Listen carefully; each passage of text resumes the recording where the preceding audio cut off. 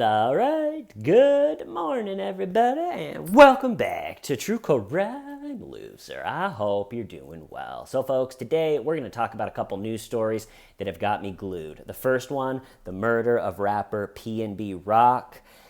The more details that come out on this one, the wilder and more bizarre the picture that's painted. I would say, at least from where I'm sitting, maybe I'm wrong, the murder of rapper PnB Rock broke through levels of the media and became more of a mainstream, nationwide media story for much longer than when other rappers have been killed. Not that people are more sad or anything, but there's parts of this story that are so bizarre that left everybody going, what?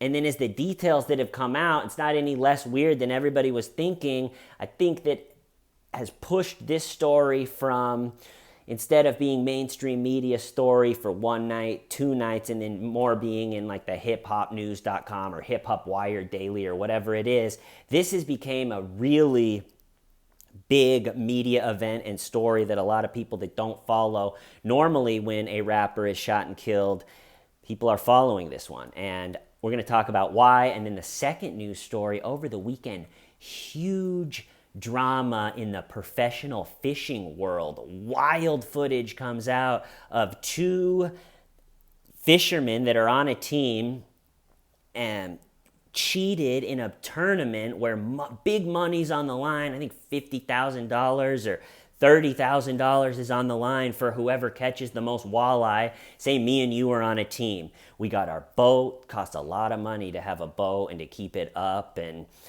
keep it ready to go out and do these tournaments. So we got a boat. That's a lot of expenses. We got our gear. That's a lot of our expenses. Me and our dream is to make enough money where we can pay for all of our expenses, the boat, the gear, the everything, also enough money to support our lives so we can be professional fishermen. That's the goal, right? And so we enter this tournament, or we're on, the professional fisherman circuit, and this is a walleye tournament. So we go out, we catch as much walleye as we can. We bring it back. We give all the walleye that we cut to the judges. They weigh it all. And then whoever has the most weight in walleye wins the tournament. Well, it is competitive because being a professional fisherman, making good money is a dream job. I already said it. It costs a fortune to have a boat and to keep that whole thing working and good. And this weekend, the fishermen are coming in from the tournament, having the judges weigh their walleye. The winning weight is 16 pounds. And then another team comes in that wins a lot, has won hundreds of thousands of dollars in the past couple years, and their walleye weighs 33 pounds. So say me and you, we thought we had a good day. All right, this is going to be the turning point for our team. We're getting a new boat. We're getting new uniforms. You're going to quit your day job. This is it for us. We got 16 pounds of walleye. And then all of a sudden, this team that seems to win a lot, so much so that everybody's been kind of suspicious, comes in. They weigh their walleye. They don't even have that many more fish than we do, and their weighs 33 pounds. And then one of the judges, you can hear the rumbling of everybody going, what? Bullshit. Hey, what is that? I don't know. And then a judge starts cutting open the fish, and in a passionate rage out, I mean, you can imagine if you're running a fishing tournament, how big of a deal this is. You just hear some guy has his phone out filming in vertical mode. He has no idea he's about to film the viral video of the weekend. All of a sudden you hear the judge goes, "There's weights in fish!" And it almost turns into a South Park episode where everyone goes, "I knew it! Damn it, you cheaters!" And he starts cutting open these fish and pulling out lead weights, starts pulling out fish fillets that you'd buy at like the grocery store that they jam down the fish's throat to make him weigh more. And it turned into a wild one. I'm wondering if there's going to be criminal charges on these two guys, because that's a lot of money. And if you're taking money off people's plates, what if the tournament before you and I would have won? The other team that always wins, they beat us. All right, well, we don't have enough money to keep our fishing squad going, so let's it's over. Let's get day jobs or whatever it is, could really affect someone's life poorly. So that's a wild story. So we'll talk about that. But first, let's talk about the murder of rapper PnB Rock. And I think one of the main details, and he was killed September 12th, like I said, at a Roscoe's Chicken and Waffles in South Central Los Angeles. Many podcasts have talked about this case since it happened, and I listened to all of them. There's a 10-minute clip on the No Jumper podcast, which is a hip-hop centered podcast where the host of the No Jumper podcast had two guys that were born and raised in LA. I would guess they're around 40 years old, and they're talking about the whole thing.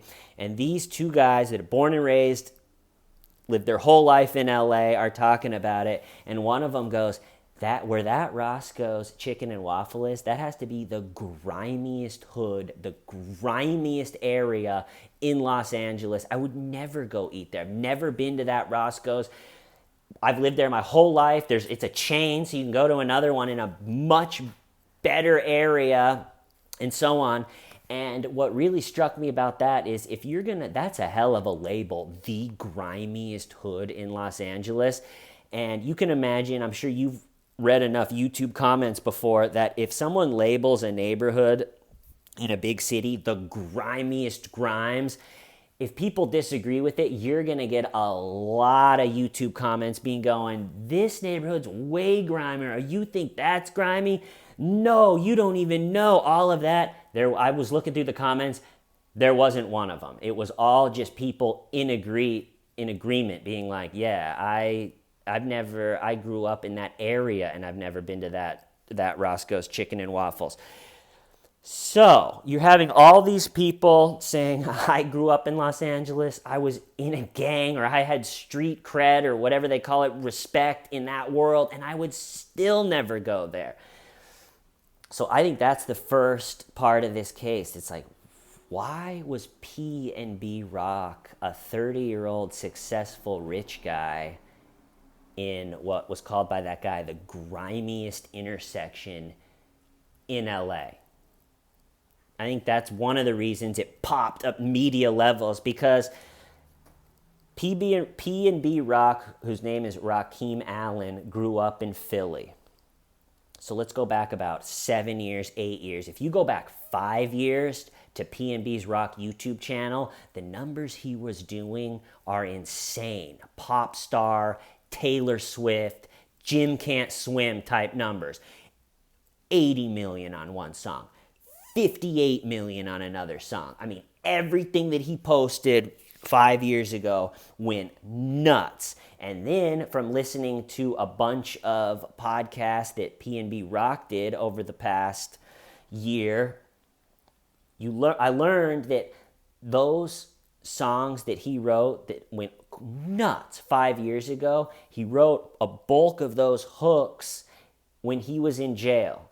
And so right before all of that, those songs went totally nuts. He was in jail. Sounds like, from what I can find, just small stuff, parole violations for smoking weed, a bunch of those built up, and they said, all right, you're going to jail for a while. So while he was in jail, he had always thought he was kind of a singer, this PnB Rock. He thought he was kind of a singer. He enjoyed singing, but until he got to jail, he thought singing was not cool. He thought rapping was cool, singing was not cool. But then he said when he got in prison, there were these prisoners that had life in prison and had all these times, and a way that they would pass the time and something that they would do, there was a little crew that would write these songs and sing them a cappella. So you'd go and you'd work on a song. The more emotion, just like any song, the more emotion you put into it, the more truth you put into it, the better. So you go in your cell, you work on your song, you get it right, you get it down, and then you go out on the yard and they would sing their songs for each other. Pretty cool. And he was saying, PnB Rock was saying that it was a really tough audience in a good way. Like if your song was terrible, they would say, that's nonsense. That's awful. You have no business singing. You have no business being in our little song club. But the songs he was bringing to the little performance time, they were going, that's good. I really like that. And then someone would request, hey, man, sing that song you were singing yesterday. I really like that. That really stuck to me. So Rakim Allen, PnB Rock, had this confidence when he was doing his short little time going, wow, everybody's really connecting with this.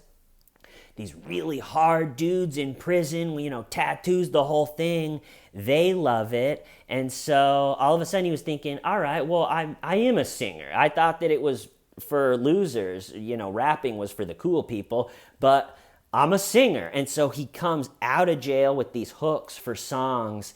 And like I said, this is about 5 years ago. They went nuts. I mean, crazy numbers. He's signed to Atlantic Records, which is a major label, and it looks like everything is going great for PnB Rock. Makes a lot of money and has a lot of success. All right, so then the pandemic happens, and he does the next phase of podcast interviews that he does, and these ones are from the past 8 months. Very recently, I think another point of the case or a detail that made it break through to such the news story that it has is pretty much all of the podcasts that he's done over the past year, he's talked about the exact situation that happened to him. How people run in restaurants, stealing jewelry, how it's crazy these days, how LA is like Grand Theft Auto these days, and how during mid-pandemic, he almost had his jewelry taken a couple times where he was hanging out and two guys come and he can tell they were just building up the courage to do it. So he just dipped out this way or was able to just stay away from enough. And then also in these podcasts he's doing, it's almost like he's trying to convince himself it's never going to happen to him because he's saying, I'm way too on point for that. I'm always looking around. I used to do that type of stuff when I was young, so they're not going to be able to get me. No one's going to be able to get me. No one is going to be able to run up on me. And the amount of times that he talked about that in podcasts, and you can see the look on his face where he's saying it like, that's never going to happen to me, but there's not a full confidence in his face and in his tone. And he's talking about how his brother's chain almost got stolen and it turned into a thing.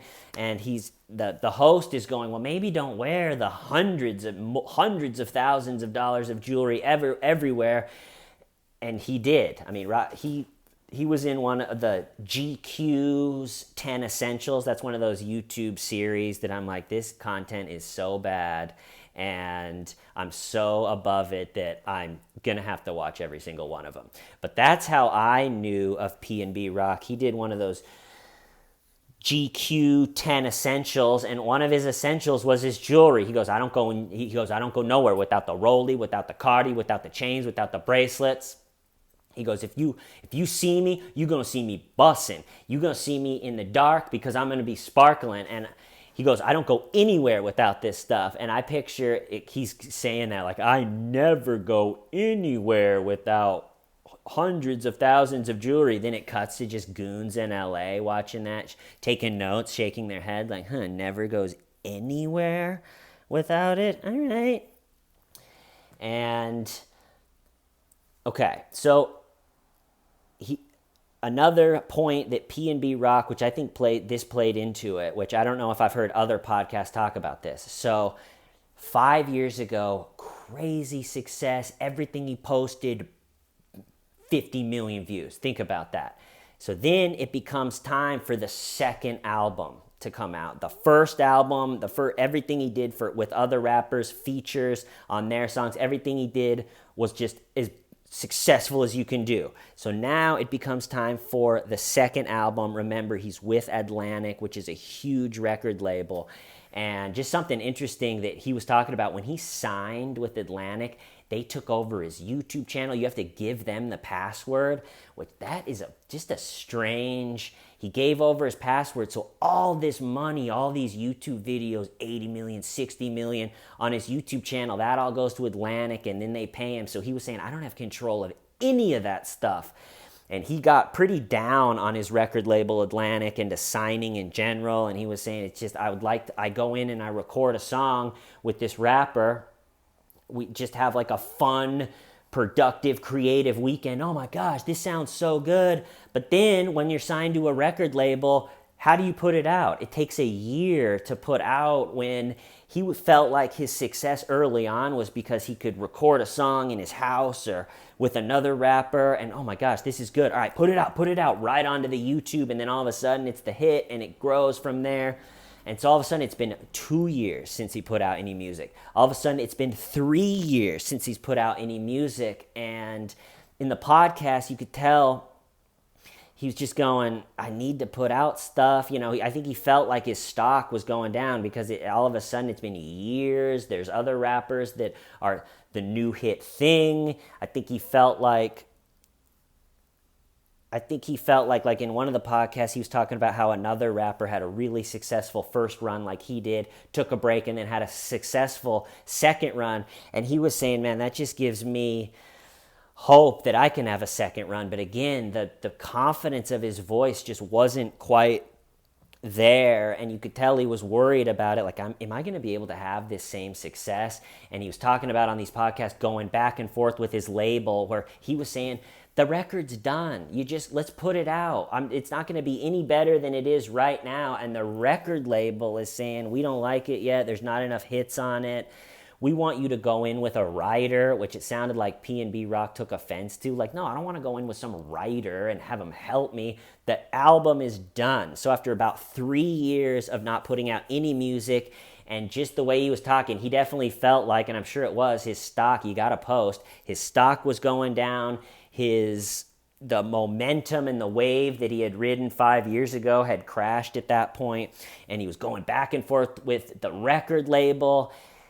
And finally, he convinced the record label, all right, we're putting out this album. And maybe this is 7-8 months ago. And what PnB Rock had planned to do is, since he hadn't posted for 3 years, go hard and post an EP, and then a month later post another group of songs, and then a month later post the album, or some combination with that. But do like a boom, boom, boom, 3 months in a row. Get the world back to paying attention to PnB Rock. Start the second run. I think he was really tired of people on, commenting on his stuff, like, when are you going to put out more music? When are you going to put out more music? And so just think that the people that work for the record label, in their head, they're going, this isn't good, this isn't right, it doesn't have the hits, it doesn't have the power that the songs 5 years ago did. And PnB Rock is saying, we just got to put it out. It's never going to be more done than it is now. And they went back and forth. So about 7 months ago, he starts putting out, the plan is to put out 1 month, and then the next month, and the next month. Well, they do the first month. It doesn't do that great. I'm at 50 million views, if that's what you're used to, and then all of a sudden the new song gets 50,000. Okay, well, it's been a while since he's posted. And then so the next month he posted another chunk of songs. Again, way underperformed what they were hoping, what the past songs did. And then the third month comes around. The plan was hit him over the head again with that 3 months in a row. Well, they canceled that, putting out that music, because for the 2 months it had, and one of the last live streams that PnB Rock did, he goes to Dubai on his birthday, which I heard in the comments. I don't know if this is why he went, but apparently Dubai, if you like to wear hundreds of thousands of dollars in jewelry, I guess Dubai is the place to go where you can safely walk around. You're not going to get robbed and murdered. And so a lot of people in the comments of that were saying, oh, nice, he went to Dubai. It's a perfect place to wear all your jewelry. That's a lot of people do it there, whatever it is. But anyway, he's in Dubai, and so people doing an Instagram live stream, and people are going, why didn't you drop this month? I thought you were going to. And he was honest about it. I really respected it. He was like, well, I was planning to do 2 months ago, and then last month, and then this month, just wipe the industry out, give a huge drop, get on top again. And he was just saying, it is just not going my way. I don't know if it's because the record label's not pushing this stuff, or if the songs aren't as good. But to post these big, songs signed with that Atlantic Records, and then to have the song get 40,000 views, he kind of thought it was the label. They're not pushing me the way they should. Who knows what it is, but that led us into current times. And part of me thinks, so the big question, right, of this whole thing, I would say, is why was PnB Rock at that restaurant in the grimiest intersection in LA? Because a lot of rappers that get shot and killed, they make money and they leave and they live in a much nicer neighborhood and a much nicer area, but they think, if you could picture it, you're just sitting in a really nice house. You're like, damn, I kind of miss my boys, the people I grew up with at the block. So maybe they go back and want to buy lunch for everybody, or they want to spend money at a business or whatever it is, and then someone jealous of them, or someone that's hated them forever, or someone that wants to rob them, or someone that's addicted to drugs and they're in the need part of the cycle where they're craving it and they want to pull off something and they're just in a horrible despair part of life, and the rapper gets killed back in the bad neighborhood which they grew up. That's going to make national news, but not for as long as I think is the PnB Rock, because he didn't grow up in that neighborhood. He grew up in a bad neighborhood in Philly.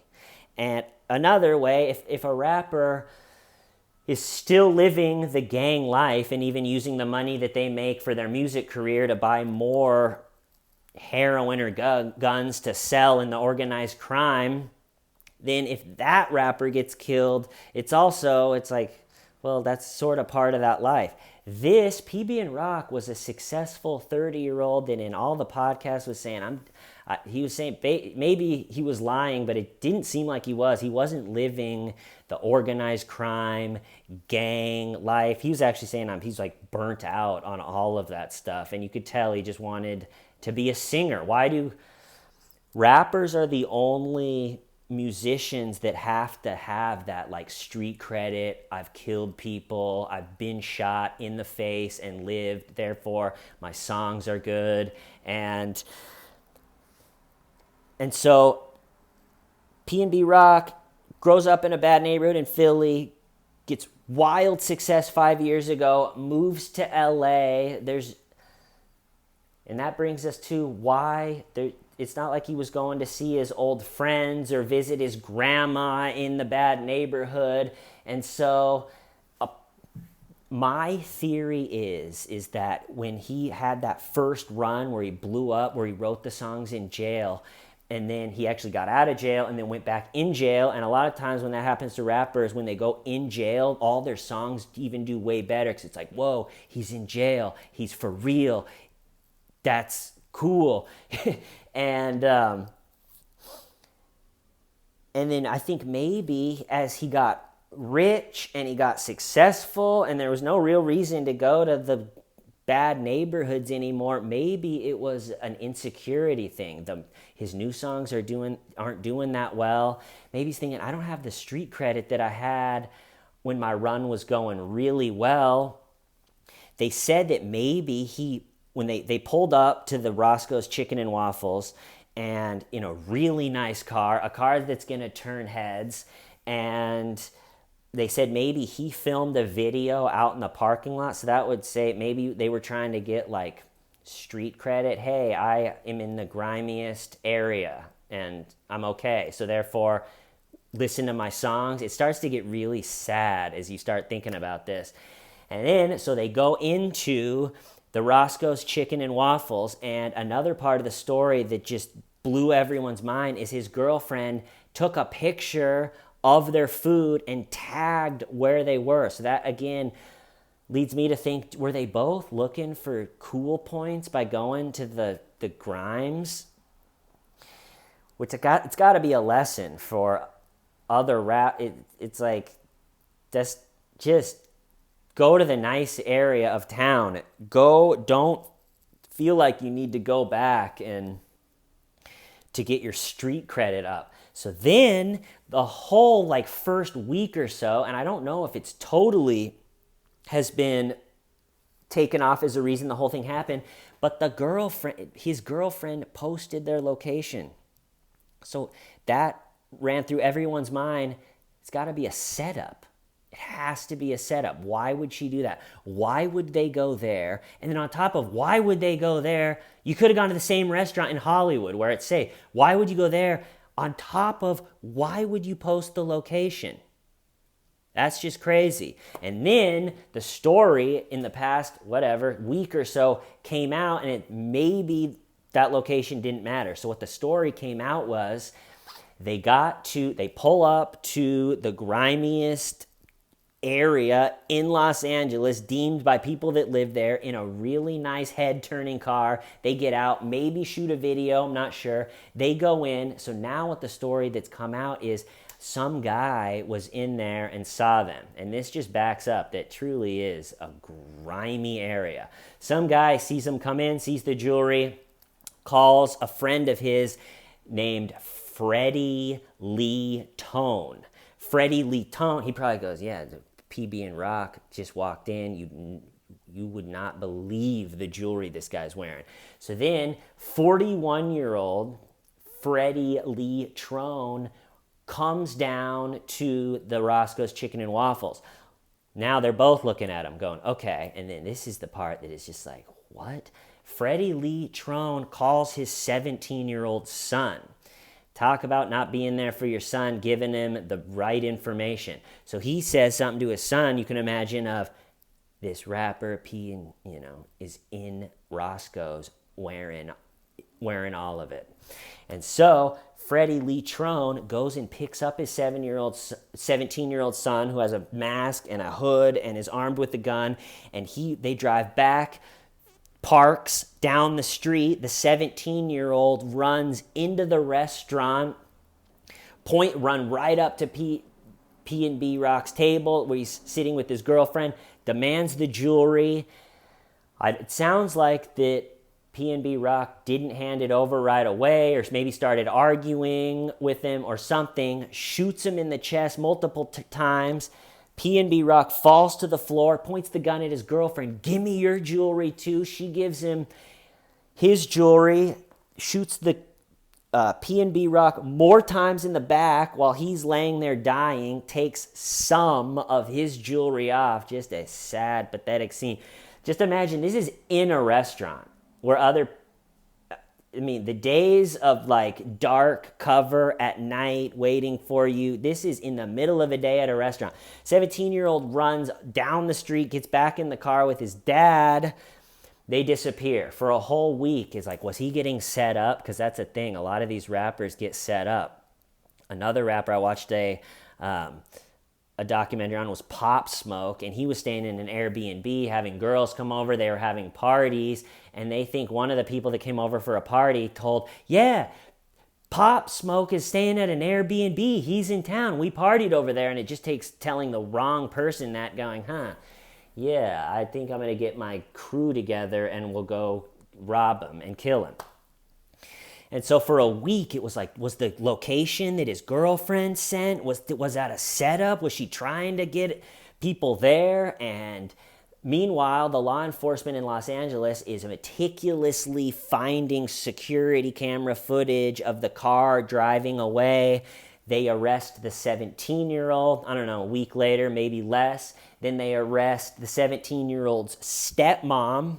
I don't know if she was an accessory or a lookout or whatever. It's probably going to come out. They're looking for the father, Freddie Lee Tone, and they arrested him a couple days ago in Vegas. So, pretty wild story. Turned out to be a family murdered him. Just a nice family outing together. And yeah, something else. So, crazy story. That got a little bit long, so I'm going to jump into the cheating scandal of the century in the professional fishing world. So, like I said at the beginning, these professional fishing tournaments, they're not huge. They don't have stands with people in there.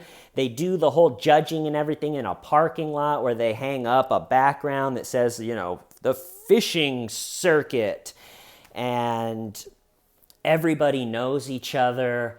in the fishing circuit. Oh, hey, it's that team. All right, friendly competition. We're looking to catch so many fish. We're going to kick your butt today, type of thing. And people, I guess, had been talking for months. Their fish always seemed to weigh too much. Lots of whispering, lots of talking. And like I said, the winning team had 16 pounds worth of walleye. And this past weekend, all of a sudden, 33 pounds. You can see her grumbling. Guy's filming vertical. He has no idea. He's filming the viral. I'll link this in the description. I think it's like a 15-minute video, and not much happens until like 9 or 10 minutes in. And then you can hear the judges say, okay, 16 pounds is the winner. And then the cheating team, which is Jacob Runyon and Chase Kaminsky, come in, and they weigh their fish 33 pounds. Everyone starts grumbling. And then the judge, you can see, this can't make sense. And then the judge, like I said at the beginning, there's weights in these fish. And everybody, and these two guys are lucky they made it out of there. And they weren't beat to death with fishing tackle stuff. Like you, and comments like, damn it, you, and I knew it, and we always knew it. And one of them is something like, I don't see you wearing a crown now. So it sounds like one of the cheaters, maybe it was his thing, like his trademark to wear a crown, like we always win the fishing tournament. And talk about going down in flames. So while the judge is cutting these fish open, pulling out lead weights, throwing them in this plastic bin, everybody, all the fishermen and their families and everything, everybody is around just yelling at these two guys. And the two cheaters, it's right out of a movie. They're just standing there with a look on their face that I don't think you could create unless, there's no way to recreate that face unless somehow you recreated a truly life-altering cheating scandal where you're publicly caught and you go down in flames in front of everyone that you know. And they were escorted out by authorities, and now this is in the law enforcement world now because it's hundreds of thousands of dollars on the line, $30,000 for this tournament. I guess from what I heard, maybe this is wrong, they've won $300,000 in the past couple tournaments. And that can really change someone's life. If you and my fishing team has come up second or third, and we don't have the money to pay the bills anymore for the boat, or the boat needs a new engine, or you're getting out of the fishing life because it's just not making quite enough money, could really see how that ripple of cheating could send shockwaves through a lot of people's livelihoods and families, and you don't mess with people's money. So I'm going to follow this one. Jacob Runyon and Chase Kaminsky, I have a feeling, are going to get criminal charges, and it will be interesting to see what happens. So I'm going to cut it off there. I love you all. I'll see you next time. Why, Steven, why? Shamida.